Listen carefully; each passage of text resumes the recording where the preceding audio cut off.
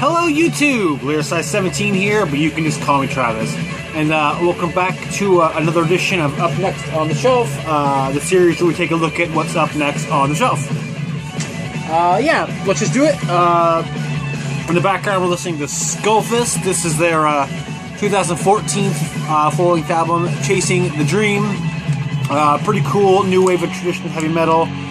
One thing I wanted to point out, because I thought it was funny, was they have a song here called Shred's Not Dead, and it's an instrumental, and in the liner notes it says, "Instrumentals don't have lyrics, stupid head."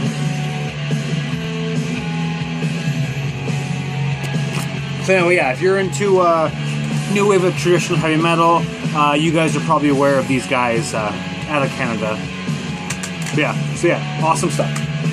Alright, so we're finishing up the A's in this video, getting into a few B's, but only 8 this time, because the next update will have just one band.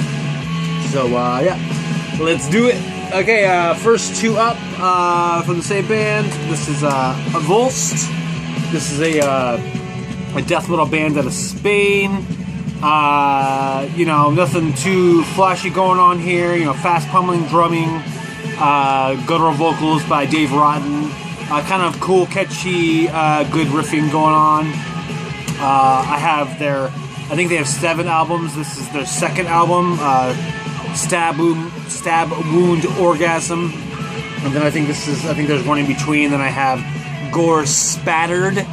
Suicide, not splattered, but spattered suicide, which I thought was a, I don't know, good word choice. Yeah, so yeah, nothing too fancy going on with this band, but, you know, pretty cool, solid death metal if you're into, you know, more of the riffy side of things. They've had, the same vocalist and the same guitars, 2 guitars, pretty much the whole time, I think, so, you know, probably not going to be too disappointed with any of their albums if you check them out, because to be honest, I've only listened to these 2, but these ones are solid. Probably prefer Stabwound, Orgasm to Gorespattered, Suicide, but they're pretty close. Okay, next up, 3 from the same band.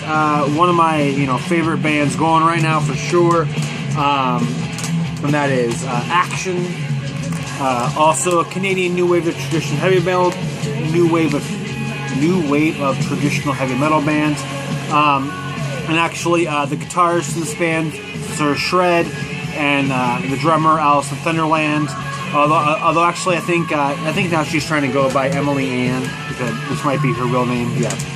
Anyway, those 2 members were on Skullfists, who we're listening to now, on their EP Heavier Than Metal, which came out in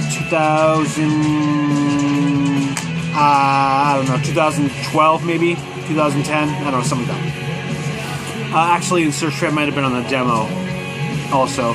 Anyway, I love this band. My introduction to them was 2013's Wild Racer out on High Roll Records. Wow. This album, I'm sure I've spoken about it numerous times, but this album freaking rules. One of my all-time favorite albums, probably top 5. I mean, this album freaking shreds. The riffs just rip your face off. The solos are soaring and just face-melting.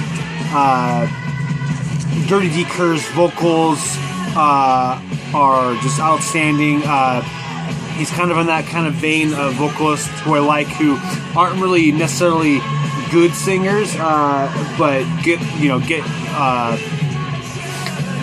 by with their enthusiasm. And that's not to say that he's a bad vocalist. He's not a bad vocalist, but he certainly is, a lot more gusto than he is traditionally good, we'll say. Anyway, yeah, this album rips. I can't express it highly enough to you. Wild Racer, amazing album. And then last year, they released their full-length Back in Time. This album also very good. Not as good as Wild Racer for me, but still excellent. The riffs are still there. The solos are still there. Dirty Cur's vocals are still there too. I kind of feel like maybe the production on this album, in terms of specifically the vocals, maybe didn't do him justice. I don't know. He sounded better on this record, and I don't know. I fault the production with no evidence whatsoever. But anyway, it doesn't matter. Still loved it. Starting off the album with Attacker, that first track, instrumental, rad stuff. I love the song Ride Through Hell. That one just rips me to shreds. Awesome stuff. Love this band, Axxion. And then, actually, I think I might even showed it in a video way earlier in the year. Finally picked up their self-titled EP. This came out in 2012. It actually even has a song, Stallion. It ended up on Wild Racer. But again, Sir Shred is like my freaking guy. This guy just like, he writes riffs and solos that just like appeal to me like 100%. 104% if I'm willing to go over 100. So yeah, probably one of like the top 2 to 3 new wave of traditional heavy metal bands that I would recommend someone if they were asking me which bands they should check out. So yeah, Axxion, awesome stuff. Next up, just kind of a random album. This is Cyclone by Baby Bash. If you're not familiar with Baby Bash, he is like a kind of an R&B rapper. When I first was getting into pop music and stuff, my wife was really into the song Cyclone, which is a single from this release, and I listened to it too, and I liked it, and so I just, I bought it. It was super cheap, if I remember correctly.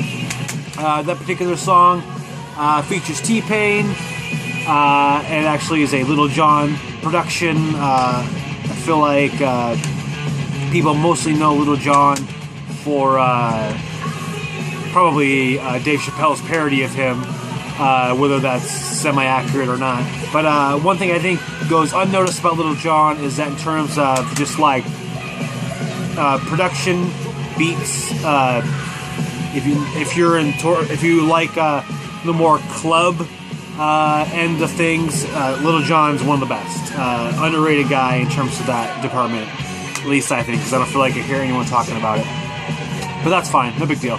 Anyway, back to Baby Bash. Gotta say, even back when I picked this up, Cyclone was really the only song that I liked. It's kind of not that good of an album for me. And even now, Cyclone kind of doesn't live up. What's the word I want? Doesn't hold up for me. It's just okay. But it's still okay. One thing I think is interesting about T-Pain is he's kind of like the aughts version of 90s Nate Dogg. If T-Pain was on your track, it was probably a little bit better due to him being there. I don't know. Anyway, I probably spent too much time talking about this one because I don't really plan on listening to this ever. If ever, yeah. So yeah, Cyclone, Baby Bash. Moving on. Next up, this is maybe their 4th album. This is the only one I have. The only one I've listened to, even. This is Atlantis Ascendant by Bal-Sagoth. If you are not familiar with Bal-Sagoth, they are a band from England, symphonic black metal, really kind of keyboard heavy, a lot of a mixture of kind of black metal-y vocals with some like spoken word stuff by Lord Byron. I don't know, this album didn't really do it for me. I do realize that I feel like the one that came up before this, which I believe is called The Power Cosmic, I guess was their really good album. But anyway, I picked up this one. This came out like 2001, Nuclear Blast. I don't know, kind of just fun and boring. For being a keyboard heavy album, the keyboards didn't really do anything great. The vocals, I don't know, were kind of cool just in terms of the idea, but in terms of the execution for me, I don't know, I found the spoken word a lot of time to be distracting. And the vocals, particularly, yeah, the spoken word stuff also was too low in the mix. That's probably why it was too maybe distracting, because I was trying to strain to listen to it. Plus, I don't really care about lyrics, so you probably would like this maybe more than me if you care about lyrics, because he does kind of storytelling kind of stuff or whatever. But anyway, yeah, I found it boring, so I never moved on to this album. But yeah, Atlantis Ascendant by Bal-Sagoth. Yeah. Last one up in this video, kind of a random choice, not a random choice, but random I want to talk about right now at this point, because I re-listened to it, and I felt differently. This is Basket of Death.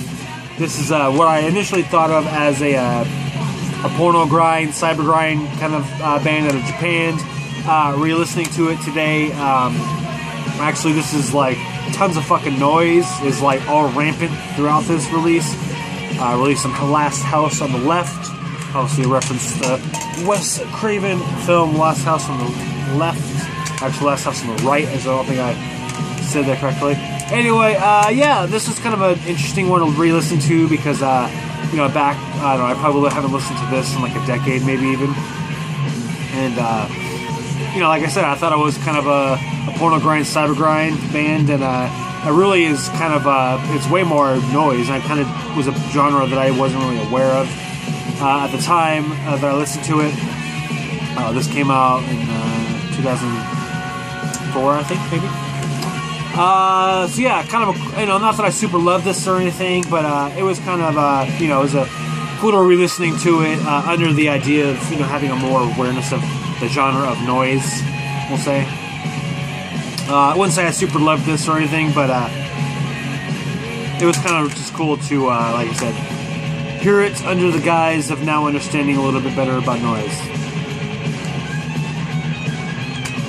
Alright, so yeah, Origami Jigoku is the name of the album.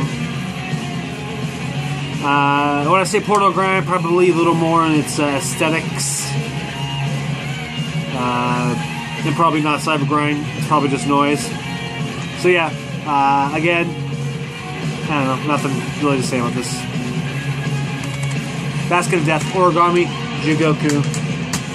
Alright, so there's some more albums. So yeah, thanks for tuning in for this installment of Up Next on the Shelf. Tune in next time where we see what's even more up next on the shelf, which again is going to be just one man. So yeah, thanks for watching, thanks for subscribing. If you're familiar with any of these releases, please let me know what you think of them. And yeah, have a good day.